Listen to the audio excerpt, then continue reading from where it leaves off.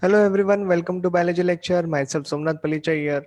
Today we are going to start with our class 11th NCERT textbook new chapter that is called as the anatomy of the flowering plants.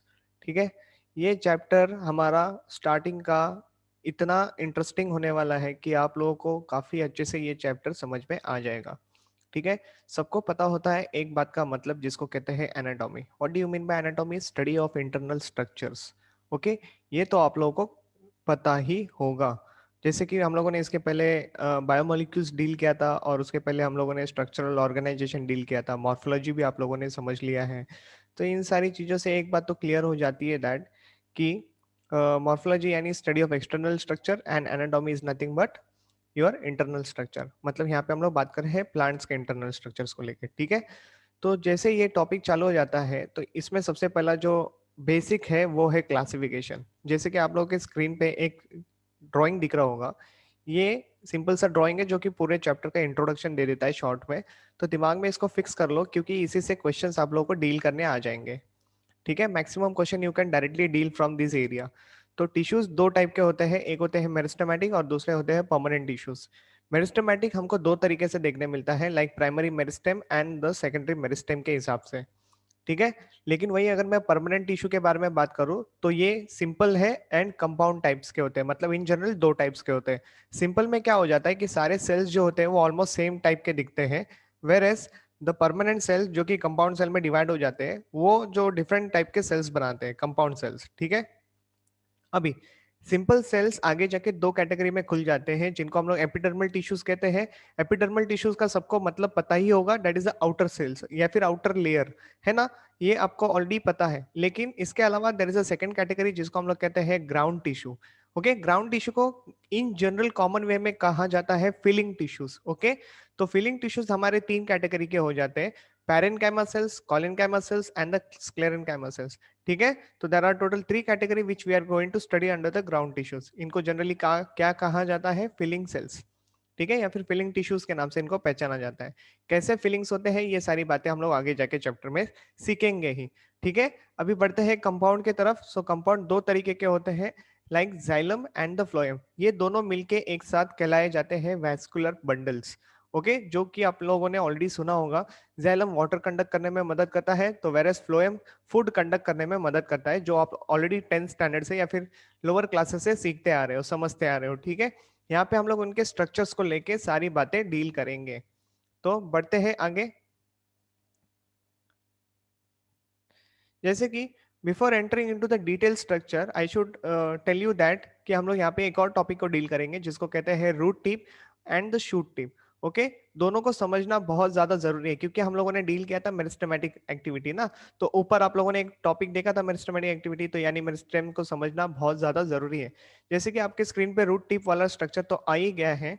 इसके बारे में मैं already काफी सारी चीजें बता चुका हूँ in the morphology of flowering plants. Yes, मैंने वहां पे ये इसका मॉडिफिकेशन बताया था, एनाटॉमी के बारे में बताया था, डिफरेंट रीजन्स के बारे में बात की थी. Now I am interested in the tip region over here.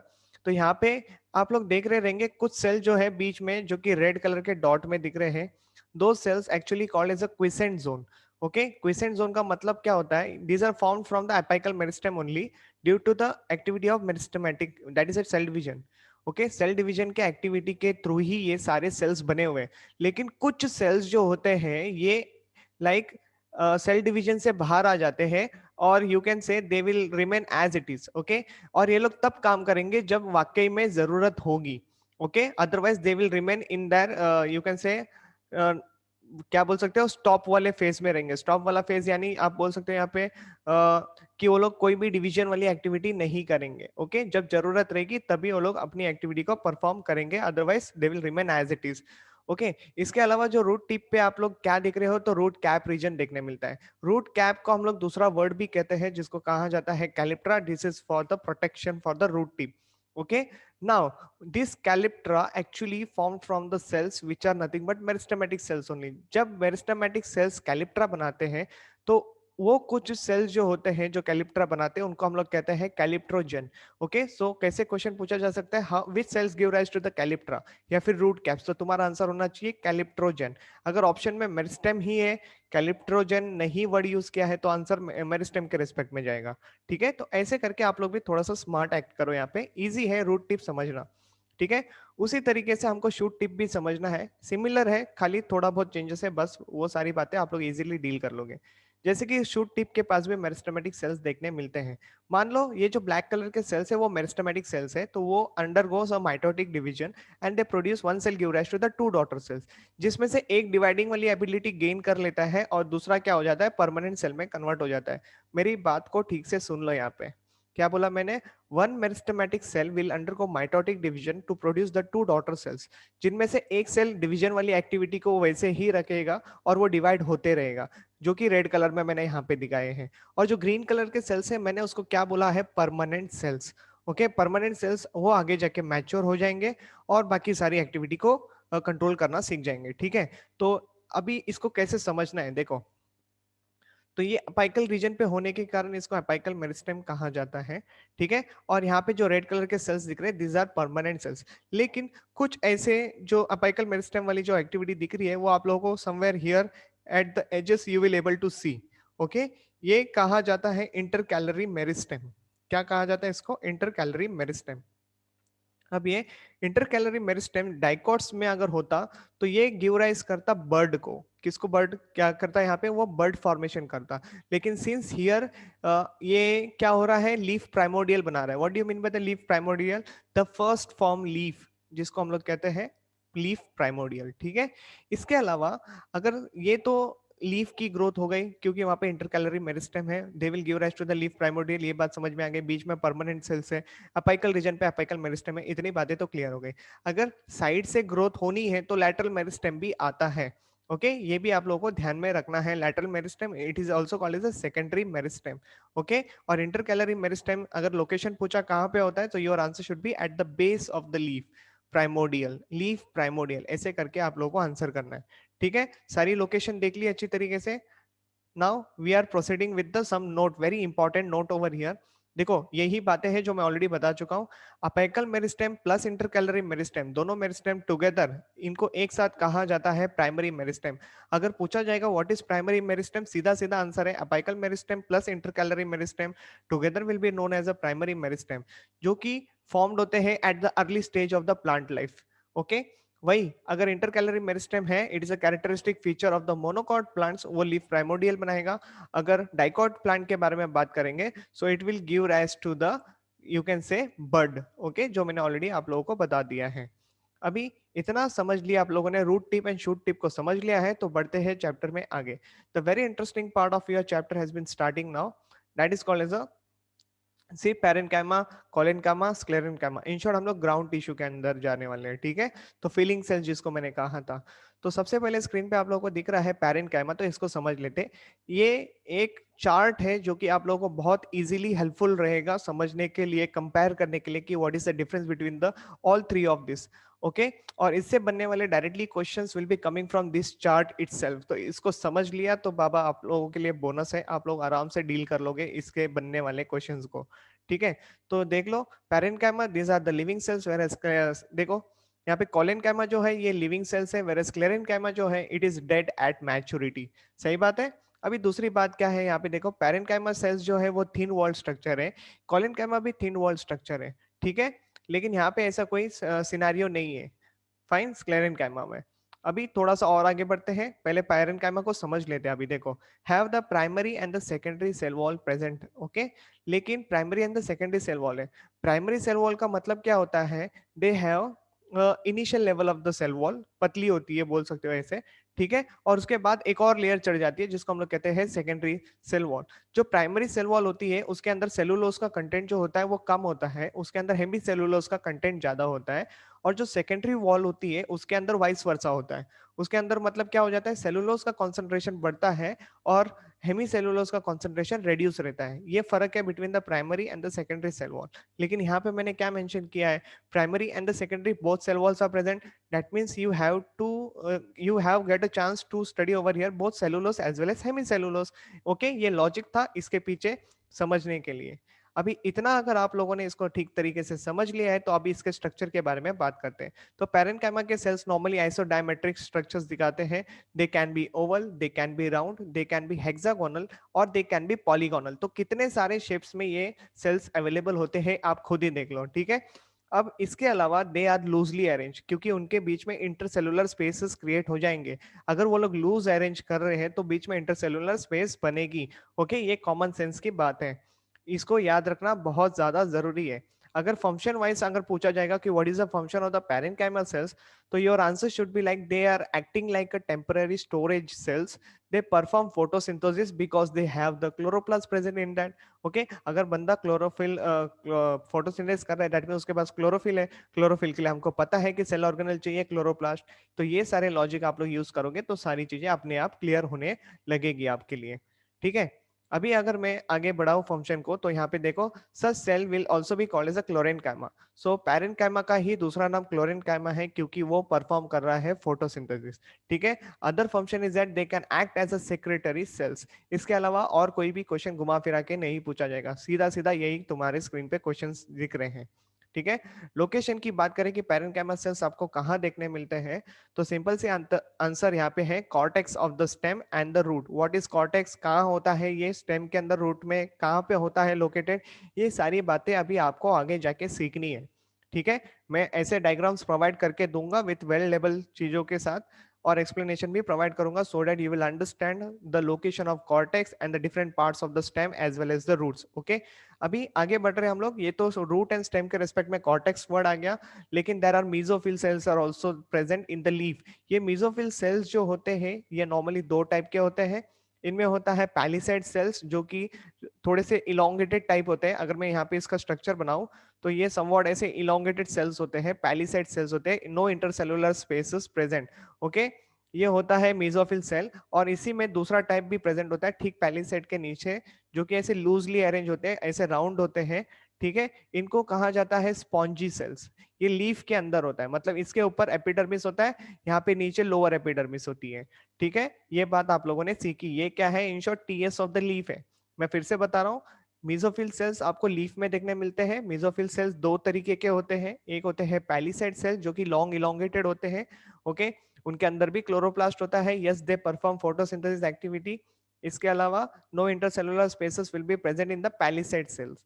लेकिन जो नीचे आप लोग सर्कुलर फॉर्म में स्ट्रक्चर देख रहे हो, these are loosely arrange cells. इनको मेसोफिल सेल्स का दूसरा नाम है spongy cells. Okay, so palisade cells and the spongy cells together give rise to the mesophyll cells in the leaf. Okay, और ये ही पैरेन्काइमा सेल्स है। ओके, अगर मान लो पैरेन्काइमा में आप लोगों को एयर चेंबर्स देखने मिलेंगे तो हम लोग उनको बोलेंगे एरेनकाइमा। मतलब aerenchyma cells now acting like a aerenchyma. ये कौन से प्लांट के लिए रिक्वायर्ड है, एक्वेटिक प्लांट्स के लिए, क्योंकि वो पानी के ऊपर फ्लोट करते हैं, बोयंसी की जरूरत होती है, बैलेंसिंग की जरूरत होती है, तो वहां पे एरेनकाइमा सेल्स देखने मिल सकते हैं। एग्जाम्पल ले लो लोटस प्लांट, ठीक है। अभी यहाँ पे ये जो मैंने यहाँ पे स्ट्रक्चर रखा है, this are the round cells and this are the hexagonal type of the cells, ऐसे भी बोल सकते हो, ओके, या फिर पॉलीगोनल टाइप ऑफ सेल्स। एक बात दोनों में कॉमन है कि इंटरसेलुलर स्पेसेस है, they are loosely arranged cells. Okay, this is how the parenchyma cells actually look like. Okay, now here we completed the complete description with respect to the parenchyma cells. तो अभी समझ लेते हैं हमारा collenchyma sales. Already मैं बता चुका हूँ, they are living cells, they are thin walled. Okay, they have primary and the secondary cell wall, that mean cellulose and hemicellulose present होगा। तो फिर क्या खास बात है इसमें, खास बात यह है कि इनके पास पेक्टिन डिपोजिशन होते हैं। किधर होगा पेक्टिन डिपोजिशन, ये तुमको सोचने वाली बात है। तो फिलहाल के लिए यहाँ पे जो मैंने ये स्ट्रक्चर बनाया है उसको इरेज कर देता हूँ, ठीक है। Just give me a minute so that I will erase all this thing from the screen और आपको दिखाता हूँ एक्चुअली स्ट्रक्चर कैसे होता है,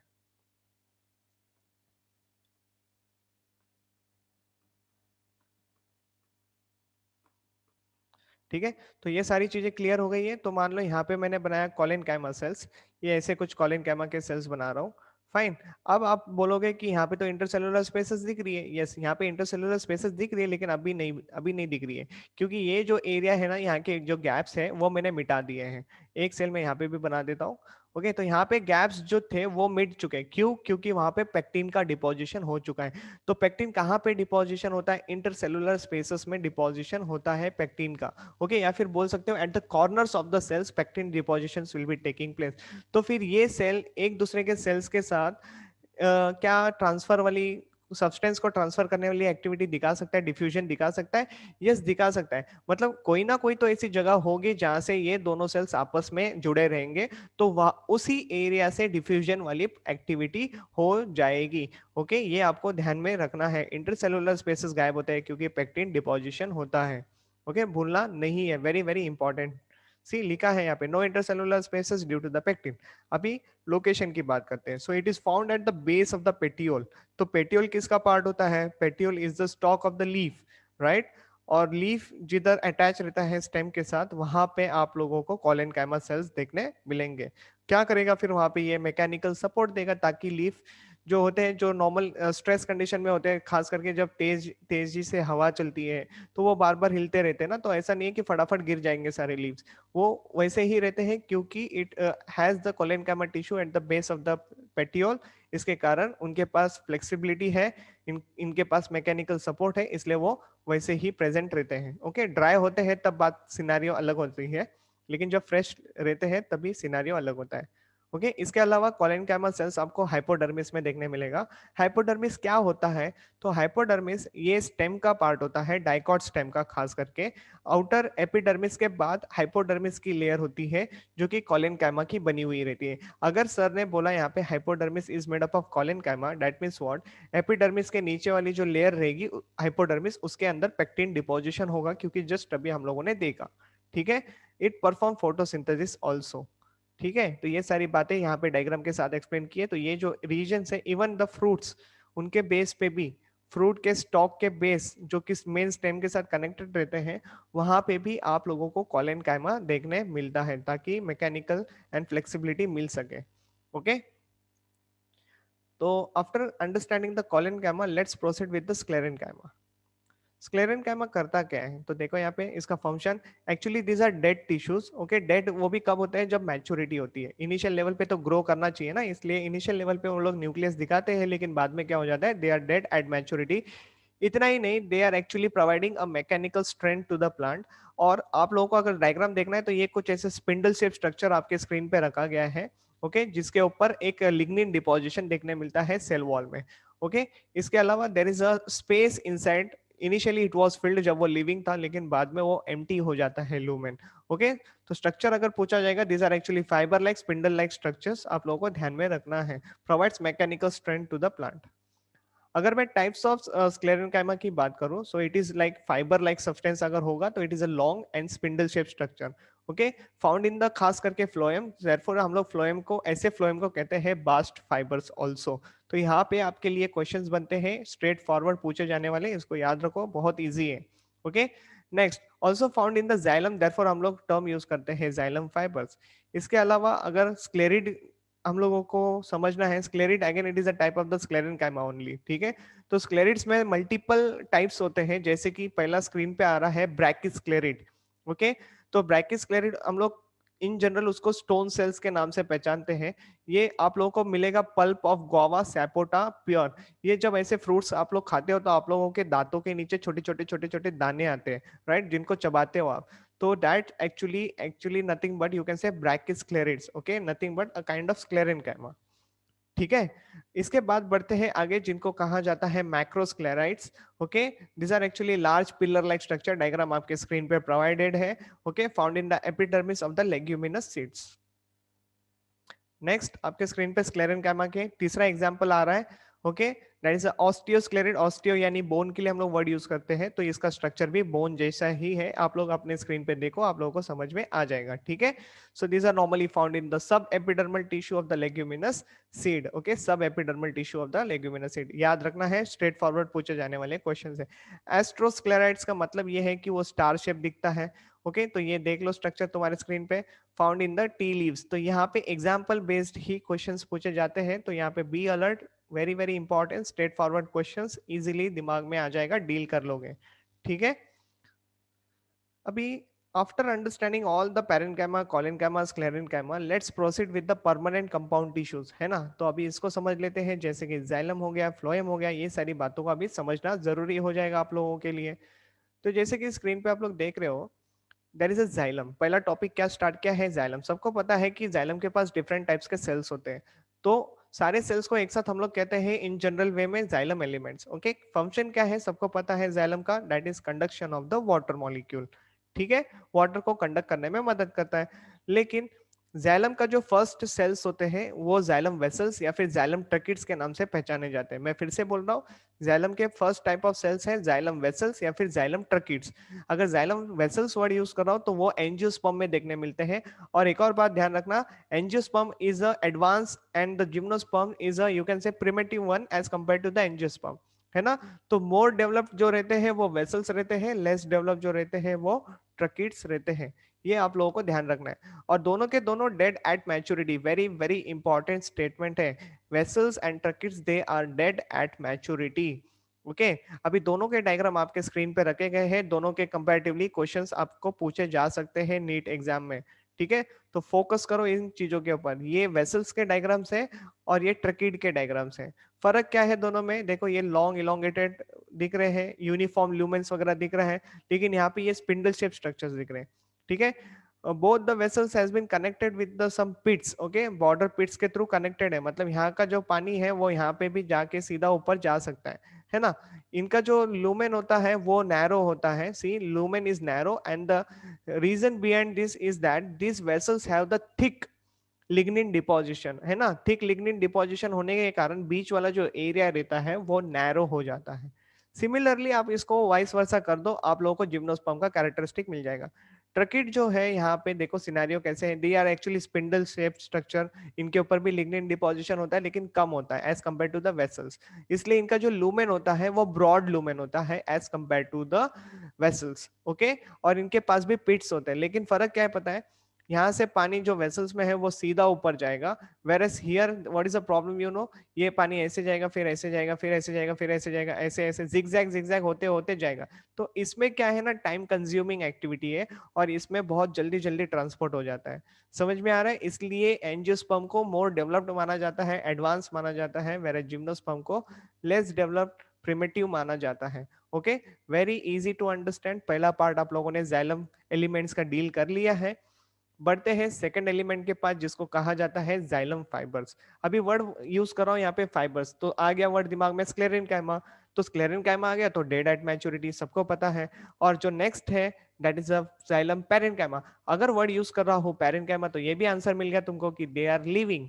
ओके, इतनी बातें क्लियर हो गई। अभी एक और नोट है यहाँ पे, तो फर्स्ट फॉर्म जाइलम जो होता है हम लोग उसके लिए टर्म यूज करते हैं प्रोटोजाइलम, जिनका साइज एक्चुअली छोटा होता है। और जो बाद में बनने वाला जाइलम होता है उनको हम लोग कहते हैं मेटाजाइलम, जिसका साइज जो होता है वो लार्ज होता है। यहाँ पे स्मॉल एंड लार्ज साइज का मतलब क्या है, यहाँ पे स्मॉलर वेसल्स रहेंगे और यहाँ पे लार्जर वेसल्स रहेंगे। समझ में आई बात, ऐसी तरीके से हमको इसको डिफाइन करना आना चाहिए। मानो ये स्मॉलर वेसल है और मान लो ये लार्जर वेसल है, तो लार्जर वाला मेटाजाइलम एंड द स्मॉलर वाला यू कैन से प्रोटोजाइलम। ठीक है, इसी कैटेगरी को हम लोग आगे जाके डिटेल में स्टडी करेंगे, what is protoxylem actually and what is metaxylem actually, और उनके बेसिस पे हम लोग कुछ नए नए टर्मिनोलॉजी को भी डील करना है। तो देर किस बात की, बढ़ते हैं आगे।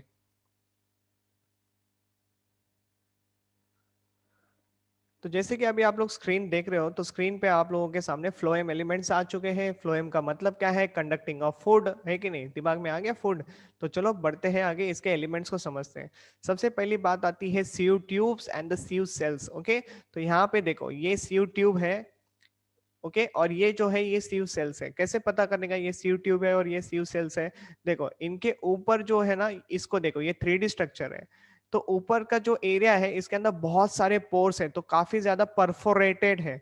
Whereas over here in the sieve cells में क्या सिनारियो हो रहा है कि परफोरेशंस आप लोगों को खाली एजेस पे देखने मिल रहे हैं। अगर फूड कंडक्शन की बात करें तो इनमें काफी इजीली हो जाएगा, ओके, सीव ट्यूब्स में काफी इजीली हो जाएगा as compare to the sieve cells. As compare to the sieve cells, क्यों? क्योंकि इनके पास सीव एरियाज होते हैं ना, तो एरिया के थ्रू जाना इज लाइक बहुत कम चीजें जा सकती है। यहाँ पे सब जगह पे परफोरेशन होने के कारण ये जो सीव प्लेट्स कहलाते हैं ये काफी मदद करते हैं फूड कंडक्शन के लिए। ओके, और ये जो सीव ट्यूब्स होते हैं, सीव सेल्स होते हैं, ये इन्यूक्लिएटेड होते हैं, मतलब मरे रहते हैं, उनके पास कोई भी न्यूक्लियस नहीं होता। इसके अलावा दे हैव द सपोर्टिंग सेल्स जिनको हम लोग कहते हैं कंपेनियन सेल्स। ओके, यहाँ पे देखो सीव ट्यूब्स के साथ हमेशा कंपेनियन सेल रहेगा एंड सीव सेल्स के साथ एल्ब्यूमिनस सेल रहेगा। ओके, अभी ये sieve tube and the companion cells इनको सिस्टर सेल कहा जाता है, whereas over here sieve cells and the albuminous cells को सिस्टर सेल्स माना जाता है। सिस्टर सेल वर्ड यूज करने का पीछे रीजन क्या है पता है? ऐसे माना गया है they are develop from the single cell itself. Okay, तो सिंगल सेल था, माइटोसिस हुआ, 2 सेल में कन्वर्ट हो गया, जिनमें से एक सेल जो था वो सीव ट्यूब में कन्वर्ट हो गया और दूसरा सेल न्यूक्लियस लेके गया और वो कंपेनियन सेल्स में बन गया। ठीक है, कन्वर्ट हो गया।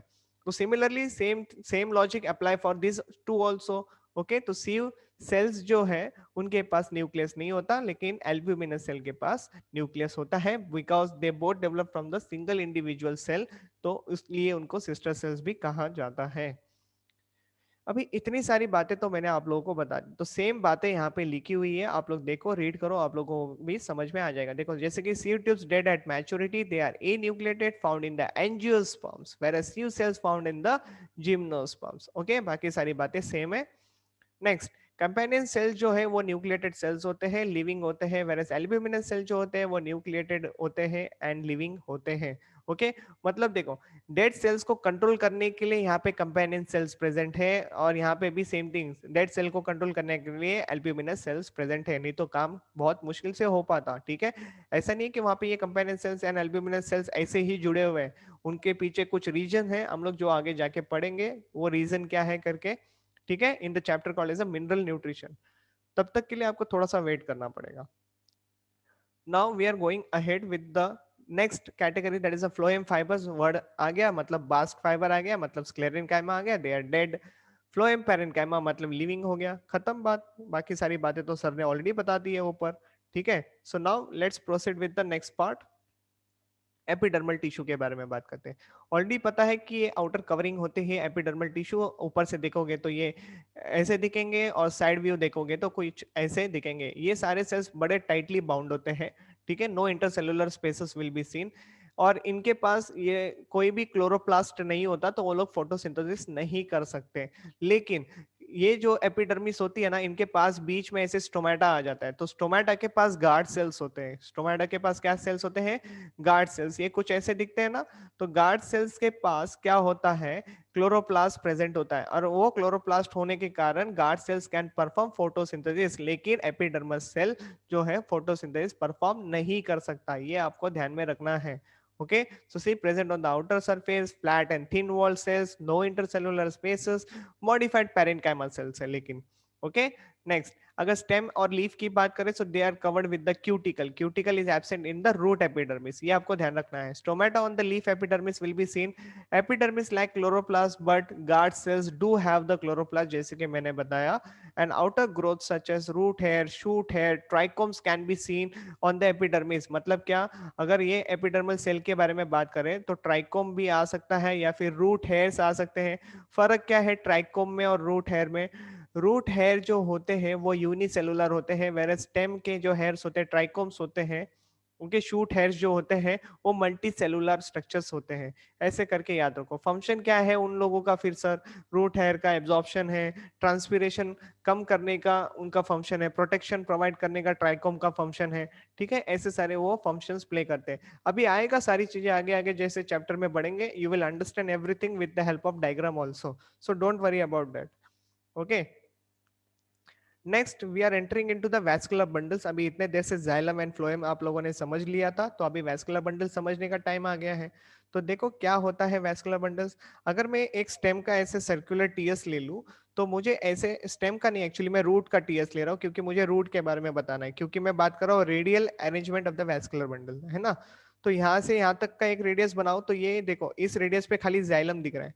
सिमिलरली नीचे जाऊंगा तो भी जाइलम है, राइट में जाऊंगा तो भी जाइलम है, लेफ्ट में जाऊंगा तो भी जाइलम है। तो सिमिलरली एक एक रेडियस पे एक एक एक्टिविटी है। देखो एक रेडियस पे फ्लोएम है, एक रेडियस पे जाइलम है। अल्टरनेट अरेंजमेंट है जाइलम एंड फ्लोएम का, लेकिन रेडियल अरेंजमेंट है।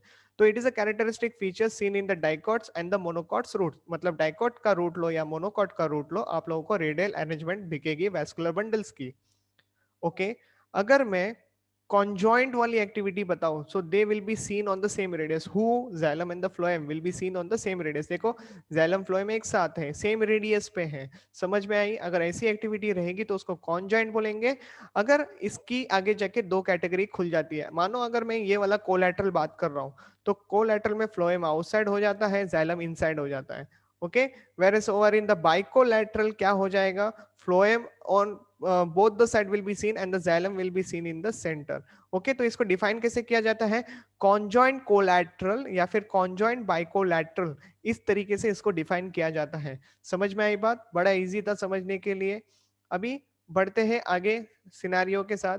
अगर कैम्बियम प्रेजेंट होगा वैस्कुलर बंडल्स के बीच में, मतलब देखो फ्लोएम एंड जाइलम के बीच में अगर कैम्बियम प्रेजेंट रहेगा तो हम लोग उसको कहते हैं ओपन वैस्कुलर बंडल। ये डाइकॉट स्टेम का कैरेक्टरिस्टिक फीचर है। यहाँ से क्वेश्चंस बनते हैं, क्यों ऐसा बोला जाता है? क्योंकि डाइकॉट का स्टेम जो है वो सेकेंडरी ग्रोथ करके देता है। ओके, इफ कैम्बियम नहीं देखने मिला between the phloem and the xylem, तो ये कुछ एक साथ दिखेंगे आप लोगों को। ऐसे काइंड के वैस्कुलर बंडल्स आप लोगों को मोनोकॉट्स में देखने मिलते हैं, खास करके मोनोकॉट स्टेम में। ठीक है, ये कोई सेकेंडरी ग्रोथ नहीं दिखाते। What is that secondary growth and all, ये सारी बातें आगे हम लोग जैसे जैसे बढ़ेंगे चैप्टर में, सारे टर्म्स आप लोगों को एकदम से क्लियरली समझ में आ जाएंगे। फिलहाल के लिए इतना याद रखो, कैम्बियम प्रेजेंट है तो ओपन वैस्कुलर बंडल है, कैम्बियम एब्सेंट है तो क्लोज्ड वैस्कुलर बंडल है। ठीक है, after understanding the vascular bundle, एक और टर्म था जो कि प्रोटोजाइलम एंड मेटाजाइलम के रिस्पेक्ट में था, है ना, तो उसको समझ लेते हैं। प्रोटोजाइलम जो होता है ये स्मॉल वेसल्स होते हैं, मेटाजाइलम जो होता है लार्ज वेसल्स होते हैं। ये मैं बात ऑलरेडी बता चुका हूँ। ठीक है, तो इसको समझना कैसे, मानो ये एंडोडर्मिस की लेयर है। ओके, ये एंडोडर्मिस की लेयर है। एंडोडर्मिस में सबसे पहला जो है वो प्रोटोजाइलम है। जो नया सेल्स बनेगा वो उससे थोड़ा सा बड़ा होगा, ठीक है, और उसके नीचे रहेगा। और उससे भी बड़ा सेल बनेगा बाद में, ठीक है, जो लेटर फॉर्म जाइलम रहेगा, तो वो मेटाजाइलम रहेगा। जो सबसे आखिर में बनेगा उसको मेटाजाइलम कहते हैं, वो सबसे बड़ा होगा। और जो सबसे पहला बना था उसको प्रोटोजाइलम कहते हैं। लेकिन यहाँ पे सिनेरियो क्या है पता है, रूट्स में, रूट्स का सिनेरियो क्या है, प्रोटोजाइलम जो है ये आउटर साइड है, मतलब टुवर्ड्स द एंडोडर्मिस साइड।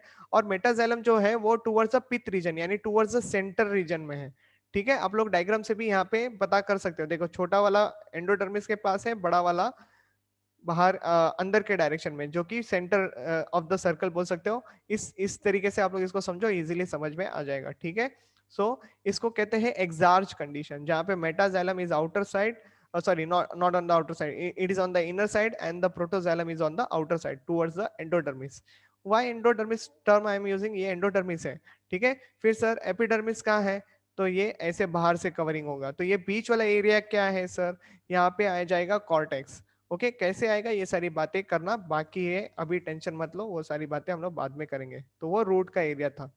ठीक है, अभी स्टेम के बारे में जानते हैं। तो स्टेम में जो वैस्कुलर बंडल्स होते हैं, जो खास करके प्रोटोजाइलम एंड मेटाजाइलम की बात चल रही है, वो एंडार्च कंडीशन होती है।